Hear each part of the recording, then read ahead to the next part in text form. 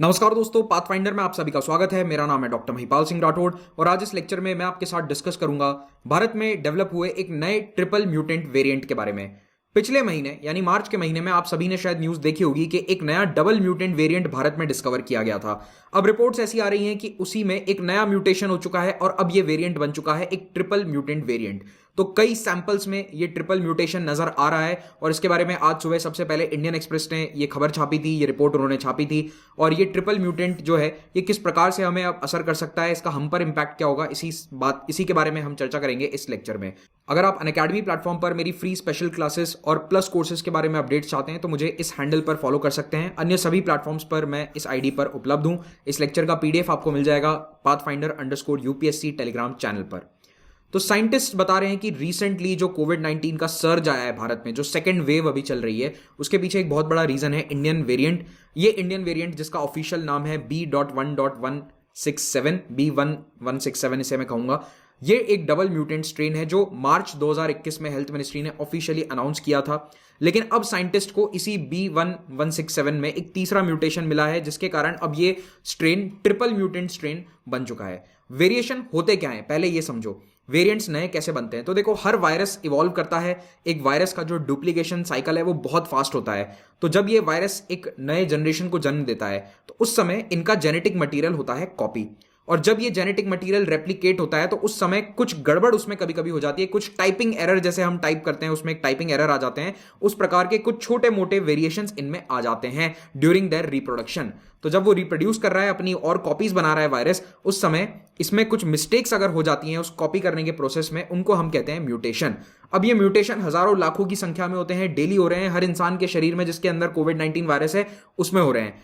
इनका मकसद क्या होता है? देखो, इनका एग्जैक्टली जो मकसद है वो यही है कि वायरस अपने आप को थोड़ा थोड़ा बदलता रहे। लेकिन इन लाखों वेरिएशंस में से ज्यादातर कोई काम के नहीं होते हैं। Most of the mutations are useless for the virus. लेकिन गिनती के एक या दो ऐसे म्यूटेशन हो जाते हैं जो उस वायरस को बना देते हैं बेटर और स्ट्रॉन्गर। इसका सबसे बेहतरीन पॉप कल्चर एग्जांपल अगर मैं आपको दूं तो एक डेडपूल नाम की मूवी आई थी, तो उसमें ये जो डेडपूल कैरेक्टर होता है, इसमें एक ऐसा म्यूटेशन हो जाता है जिसके कारण उसको कभी चोट नहीं लगेगी। अगर उसका हाथ भी काट दिया जाएगा तो उसको एक नया हाथ ग्रो कर जाता है एक ही दिन में। तो ये एक ऐसा म्यूटेशन है जो उसके लिए फायदेमंद है। तो वायरसेस के अंदर लाखों म्यूटेशन डेली हो रहे हैं लेकिन वो उनके ज्यादातर काम के नहीं होते। लेकिन एक या दो म्यूटेशन ऐसे महीने दो महीने में निकल जाते हैं जो उस वायरस को थोड़ा शक्तिशाली बना देते हैं, ताकतवर बना देते हैं। और इन म्यूटेशंस को डिस्कवर जब हम करते हैं तब हम उन्हें कहते हैं वेरिएंट्स ऑफ कंसर्न। तो उनको कहा जाता है VOC। तो दुनिया के ज्यादातर देश, चाइना, यूके, US, ये कोविड-19 के जब सैंपल्स लेते हैं लोगों से तो उनके जीनोम सीक्वेंस को वो लोग स्टडी करते हैं, पूरा रिकॉर्ड करते हैं और फिर पता करते हैं कि इनमें से कौन सा वेरिएंट ऑफ कंसर्न हो सकता है जिसके कारण या तो वायरस की ट्रांसमिशन की शक्ति बढ़ जाएगी, वो ज्यादा तेजी से इन्फेक्ट कर सकता है लोगों को। दूसरा, हमारे लिए जो नुकसानदायक फैक्टर हो सकता है वो ये कि जो शरीर में एंटीबॉडीज बनती हैं, रोग प्रतिरोधात्मक क्षमता हमारे बॉडी में डेवलप होती है, उसको वो जल्द खत्म कर सकता है। तो मान लो किसी को 2020 में कोविड हुआ था और वो नए वेरिएंट से फिर से इन्फेक्ट हो जाता है तो उसको पुरानी एंटीबॉडीज काम में नहीं आएंगी। कुछ वेरिएशंस ऐसे भी होते हैं। और तीसरा, डिजीज की सीवियरिटी बढ़ जाती है। तो अगर कोविड आप देखेंगे, कुछ लोगों में केवल सर्दी खांसी करके चला जाता है, कुछ लोगों को हॉस्पिटल में एडमिट होना पड़ता है, ICU तक जाना पड़ जाता है, ऑक्सीजन की कमी आ जाती है उनके शरीर में। तो हर व्यक्ति में कोविड-19 की सीवियरिटी अलग होती है। वो सीवियरिटी का एक फैक्टर ये भी है कि आपको कौन सा वेरिएंट अफेक्ट कर रहा है। तो कुछ वेरिएंट्स ऐसे हैं जो डिजीज की सीवियरिटी को बढ़ा रहे हैं, जैसे कि साउथ अफ्रीकन या ब्राजीलियन वेरिएंट जो है वो डिजीज की सीवियरिटी को बढ़ा देते हैं। तो ये वेरिएंट्स ऑफ कंसर्न हमारे लिए चिंताजनक हैं और हमें इनके ऊपर कंसर्न होना चाहिए। अब ये जो नया वेरिएंट डिटेक्ट किया है ये क्या है? तो देखो, मार्च के महीने में B.1.167 पब्लिकली डिस्क्लोज किया गया था। हालांकि इसको डिटेक्ट 5 अक्टूबर को 2020 को, लगभग 6 महीने पहले ही कर लिया गया था। 5 अक्टूबर को ही इसकी जीनोम सीक्वेंसिंग शुरू कर दी गई थी। लेकिन जीनोम सीक्वेंसिंग एक काफी इंटेंसिव प्रोसेस है। इसमें बहुत पैसा भी चाहिए, टाइम भी चाहिए, एक्सपर्टीज भी चाहिए। तो नवंबर और अक्टूबर के महीने में पिछले साल ये सीक्वेंसिंग प्रॉपरली हो नहीं पाई। डिस्कवर हो गया था 5 अक्टूबर को, लेकिन अल्टीमेटली जनवरी फरवरी में जाकर ये काम तेजी से हुआ और मार्च में जाकर गवर्नमेंट ने ऑफिशियली ये जानकारी दी कि ये एक नया डबल म्यूटेंट वेरिएंट भारत के अंदर केसेस को बढ़ा रहा है। दिसंबर 2020 में जीनोम सीक्वेंसिंग को ज्यादा तेजी से करने के लिए भारत सरकार की 10 लैबोरेटरीज ने मिलकर SARS-CoV-2 कंसोर्शियम ऑन जीनोमिक्स की स्थापना करी। इसका फुल फॉर्म ये है और इसको शॉर्ट में कहा जाता है INSA COG, जैसे भी चाहो बोल लो, INSA COG, INSA COG कह लो, INSA SOG कह लो, मुझे नहीं पता कैसे बोलना है। फुल फॉर्म आपको पता होना चाहिए बस, Indian SARS-CoV-2 consortium on genomics. तो यहां पर 10 नेशनल लेबोरेटरीज हैं जो मिलकर जीनोम सीक्वेंसिंग को कर रही हैं और इसमें ये आपस में कोऑपरेट कर रही हैं। तो इस ग्रुप का मेन काम क्या है? Genome sequencing, analysis of circulating covid viruses, और यही पता करते हैं कि कौन सा नया वेरिएंट आया है। तो जब ये सीक्वेंसिंग करते हैं, जितने भी हम सैंपल दे रहे हैं अभी, जिसको भी कोविड-19 का डर है वो जाकर टेस्ट कराता है, तो उस टेस्ट का जो सैंपल है उनमें से कुछ सैंपल्स जाते हैं इन लैब्स के पास, और ये वेरिएशंस जो देखे जा रहे हैं जीनोम सीक्वेंसिंग को जब स्टडी करते हैं तब वेरिएशंस को देखते हैं और आइडेंटिफाई करते हैं। उसके बेसिस पर ये एपिडेमियोलॉजिकल ट्रेंड्स देखेंगे कि कहां पर, जैसे आंध्र प्रदेश या तेलंगाना में कोई अगर एक पर्टिकुलर वेरिएशन देखा गया है तो वो उसको देखेंगे, फिर उसके अनुसार पॉलिसीज हमारी बनाई जाएंगी। तो 24 मार्च को 2 वेरिएंट्स ऑफ कंसर्न आइडेंटिफाई किए गए थे और उसके अलावा एक नया डबल म्यूटेंट वेरिएंट भारत में बताया गया था। किसके द्वारा? हमारे हेल्थ मिनिस्ट्री के द्वारा। तो इंसा COG के इस जीनोम सीक्वेंसिंग और एनालिसिस के बेसिस पर हमें क्या जानकारी अभी तक प्राप्त हुई है? मार्च के महीनों में इन्होंने ये बताया कि 2 नए म्यूटेशन हमने दिसंबर के सैंपल्स में पता करे हैं, और ये म्यूटेशंस कौन से हैं? E484Q और L452R। नाम आपसे मेरे ख्याल से कोई नहीं पूछेगा, म्यूटेशंस के नाम एग्जाम्स के लिए रेलेवेंट नहीं है, लेकिन आप बस इतना सा समझो कि ये 2 म्यूटेशन हैं जिनको आइडेंटिफाई किया गया था और इसीलिए उसको डबल म्यूटेंट कहा गया था, B1167 को। उसके अलावा एक अलग स्ट्रेन है N440K, ये एक अलग वेरिएंट था, लेकिन ये डबल म्यूटेशन थोड़ा सा ज्यादा खतरनाक बताया गया था। अब आज की जो इंडियन एक्सप्रेस की वो रिपोर्ट है वो ये बता रही है कि हेल्थ मिनिस्ट्री को ये लैबोरेटरीज ऑलरेडी बता चुके हैं कि अब इसी वेरिएंट पर इन 2 म्यूटेशंस के अलावा एक नया म्यूटेशन मिला है और इसका म्यूटेशन का नाम दिया गया है P614R।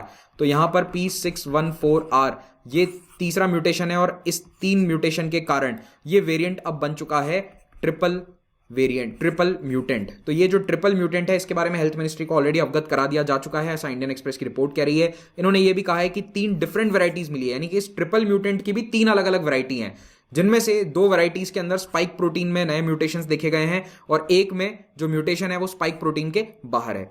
तो ये जो स्पाइक प्रोटीन म्यूटेशन वाला वेरिएंट है ये देखा गया है महाराष्ट्र, दिल्ली, वेस्ट बंगाल और छत्तीसगढ़ से आने वाले सैंपल्स में, और ये वाला जो है तीसरा वर्जन इसका, ये महाराष्ट्र, दिल्ली और वेस्ट बंगाल के कुछ सैंपल्स में देखा गया है। वेस्ट बंगाल में कई प्रकार के नए म्यूटेशंस देखे जा रहे हैं। तो वेस्ट बंगाल जहां पर दूसरे राज्यों के मुकाबले अभी केसेस कम है, लेकिन फिर भी ये वेरिएशंस का हॉटस्पॉट बनता जा रहा है। और ये जो ट्रिपल म्यूटेंट है ये इम्यून रिस्पॉन्स से बच निकलता है, ये शरीर के नेचुरल इम्यून रिस्पॉन्स से या फिर एंटीबॉडी वाले रिस्पॉन्स से बच निकल रहा है, इसीलिए ये थोड़ा हमारे लिए चिंताजनक है। वेस्ट बंगाल में ये कितने सैंपल्स में देखा गया? 1373 सैंपल्स की जांच करी गई, जिसमें से 133 ऑलमोस्ट 10% सैंपल्स में ये नया वाला ट्रिपल म्यूटेंट इन्होंने देखा है। महाराष्ट्र में 122 आउट ऑफ 1931, कर्नाटका में 20 आउट ऑफ 539 और गुजरात में 16 आउट ऑफ 859। तो सबसे ज्यादा इसकी जो प्रेवलेंस है वो वेस्ट बंगाल के सैंपल्स में ही देखी गई है। अब ये जो डबल म्यूटेंट वेरिएंट है ये भारत ही नहीं अन्य देशों तक भी पहुंच चुका है। रिसेंटली यूके ने कहा था कि हमारे यहां पर भी हम 182 पेशेंट्स आइडेंटिफाई कर चुके हैं जिनमें भारत वाला डबल म्यूटेंट है। तो पहले ब्रिटेन के म्यूटेंट के बारे में दूसरे देश जानकारी देते थे, अब ब्रिटेन की बारी है वो दूसरे देशों के म्यूटेंट के बारे में, वेरिएंट के बारे में अपने देश में जानकारियां अब देता है। ब्रिटेन ने भारत से आने वाली फ्लाइट्स पर भी बैन लगा दिया है, रेड लिस्ट में डाल दिया है। आज सुबह यूनाइटेड स्टेट्स ने भी अपने नागरिकों को कहा कि आप लोग भारत मत जाइए कोविड-19 के कारण। ब्रिटेन में जो पब्लिक हेल्थ इंग्लैंड PHE नाम की संस्था है वो वेरिएंट्स को स्टडी कर रही है, वो अब भारत वाले वेरिएंट के ऊपर भी डिटेल स्टडी लॉन्च कर चुकी है। तो ये जो ब्रिटिश लैब्स हैं ये रिपोर्ट कर रही हैं कि साउथ अफ्रीकन वेरिएंट और ब्राजील वेरिएंट दोनों के अंदर एक की म्यूटेशन होता है E484K। ये एंटीबॉडीज से बचने में मदद करता है इस वायरस को। कैलिफोर्निया यानी कि जो US वाला वेरिएंट है B1429, ये इस वायरस को 20% मोर इन्फेक्शियस बनाता है, 20% ज्यादा इन्फेक्शन तेजी से स्प्रेड होता है इस वेरिएंट के अंदर। भारत वाला जो वेरिएशन है उसमें E484Q म्यूटेशन है जो साउथ अफ्रीका और ब्राजील वाले म्यूटेशन से काफी सिमिलर है, और साथ ही साथ उसके अंदर ये वाला म्यूटेशन कैलिफोर्निया वाला भी है। तो हमारे देश में जो वेरिएंट मिला है उसके अंदर दोनों म्यूटेशंस हैं, साउथ अफ्रीका ब्राजील वाले और कैलिफोर्निया वाले। तो एक तो ये एंटीबॉडीज से बचाव कर लेगा वायरस का, और दूसरा ये वायरस को तेजी से भी फैलाएगा। तो इसीलिए ये बहुत खतरनाक साबित हो रहा है दूसरे देशों के मुकाबले भारत वाला वेरिएंट। अब इस प्रकार के वेरिएंट्स को डिस्कवर करने के लिए जीनोम सीक्वेंसिंग बहुत जरूरी है। जीनोम सीक्वेंसिंग में होता क्या है, जेनेटिक स्ट्रक्चर्स को आइडेंटिफाई किया जाता है, रीड किया जाता है, उनको रिकॉर्ड किया जाता है। उससे हमें बहुत सारी नॉलेज मिलती है, बहुत सारी जानकारी मिलती है, जैसे कि वो वायरस कहां से आया, क्या रूट उसने लिया, कौन से राज्यों से होता हुआ, किस एरिया से होता हुआ वो कहां पर फैला है, और उसके जो म्यूटेशंस हैं वो वायरस को कमजोर बना रहे हैं या फिर उसको स्ट्रांग बना रहे हैं, ये भी बहुत इंपॉर्टेंट है। कई म्यूटेशंस उसको कमजोर भी बनाते हैं, जरूरी नहीं है कि सारे म्यूटेशंस उसको स्ट्रांग बनाए। इसीलिए मैंने आपको कहा था लाखों म्यूटेशंस होते हैं डेली, लेकिन ज्यादातर हमारे कोई काम के नहीं है। उसको हो सकता है कि कुछ वेरिएशंस उसको म्यूटेशंस उसको कमजोर भी बना दें, लेकिन जो स्ट्रांग बना देते हैं वो हमारे लिए थोड़ा चिंताजनक हो जाता है। लेकिन इस प्रकार की जीनोम सीक्वेंसिंग स्टडीज करने के लिए अभी भारत सरकार के सामने सबसे बड़ा चैलेंज है बजट का। डिपार्टमेंट ऑफ बायोटेक्नोलॉजी को जो फंड एलोकेशन है वो काफी कम है। देखो, हमारे ज्यादातर रिसोर्सेज हम बीमारी से लड़ने के लिए दे रहे हैं, उसकी सीक्वेंसिंग करने के लिए इतना पैसा अभी नहीं है। इसीलिए इंसा सीओजी को बनाया गया था दिसंबर के महीने में, ताकि वो जीनोम सीक्वेंसिंग के काम को कर सके। लेकिन ये लोग भी कह रहे हैं कि हमारे को भी प्रॉपर फंड्स अभी नहीं मिल रहे हैं। फरवरी के बाद से इन्होंने 13,000 सीक्वेंसेस डेवलप कर लिए हैं, लेकिन ये भी अभी एडुकेट नहीं है भारत जैसे देश को देखते हुए। इनका टारगेट ये है कि देश में जितने भी केसेस या सैंपल आते हैं उनके 5% केसेस को हम स्टडी करें, 5% सैंपल्स जो लिए जा रहे हैं उनको हम सीक्वेंस करें, पूरा डिटेल उनके बारे में जानकारी लें। तो अभी भारत में डेली लगभग 2.5 लाख के आसपास केसेस आ रहे हैं।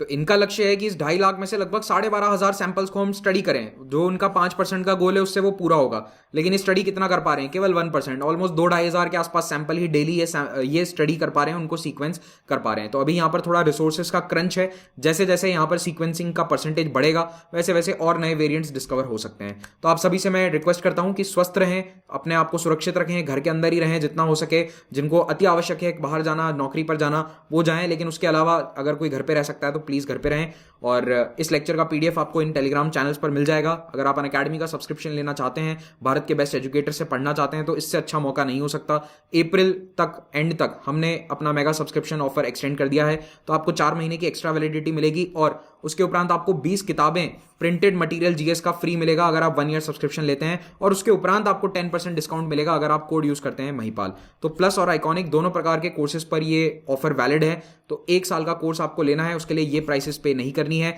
10% डिस्काउंट आपको मिल जाएगा अगर आप कोड यूज कर लेते हैं। और अगर आप ऑप्शनल की तैयारी कर रहे हैं तो उसके लिए भी कोर्सेज अवेलेबल हैं। ऑप्शनल प्लस जीएस का जो कॉम्बो प्लान है उसमें आपको काफी प्राइस बेनिफिट मिल जाएगा। और again, don't pay these prices, use the code, और इस प्राइस पर भी आपको 10% डिस्काउंट मिल जाएगा। यहाँ पर नो कॉस्ट ईएमआई ऑप्शंस भी उपलब्ध हैं।